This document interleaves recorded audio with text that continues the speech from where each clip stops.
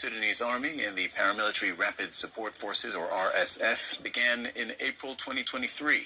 The RSF still holds large areas of Sudan with its stronghold in West Darfur, but the state capital and largest city, Al-Fashir, is now under Army control. The Army also holds areas in White Nile and Gedaref states, as well as most of Jazeera state.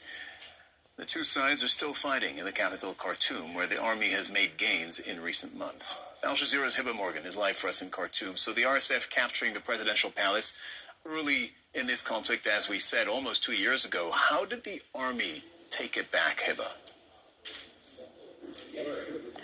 Well, the Sudanese Army has been gradually laying siege to the RSF forces in the capital, Khartoum, especially in the central part of the city. Now, we have seen in the past few days the Army intensify attacks using drones, artillery, and even airstrikes to target positions of the Rapid Support Forces around the presidential palace. Now, since Wednesday, the Army has been intensifying those attacks. We have seen videos on social media circulating showing fighters from the RSF trying to withdraw from the presidential palace and the Sudanese Army targeting them, especially after taking control of a major bridge that connects the northern part of the capital to the central part of the capital, Khartoum.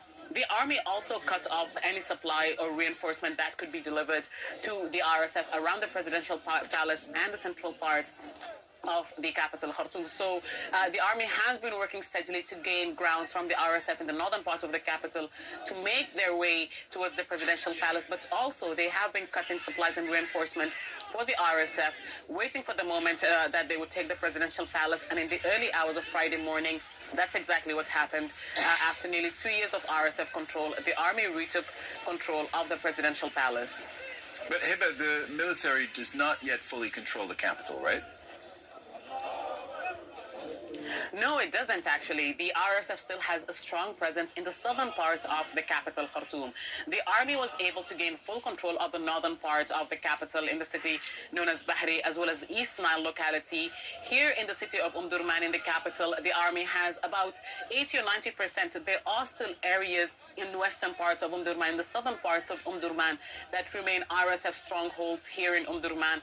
But in the southern parts of the capital, the Army does not have a full control. Now, the fact that the Army was able to, in the past few days, link its armored corps in the southern part of the capital to the General Command may be able to give it access to the southern part of the capital, Khartoum. But for the time being, the Army does have the upper hand here in Khartoum, especially when you compare it to the first days of the conflict, when the RSF was spread over most of the capital, with the Army only trapped inside their bases.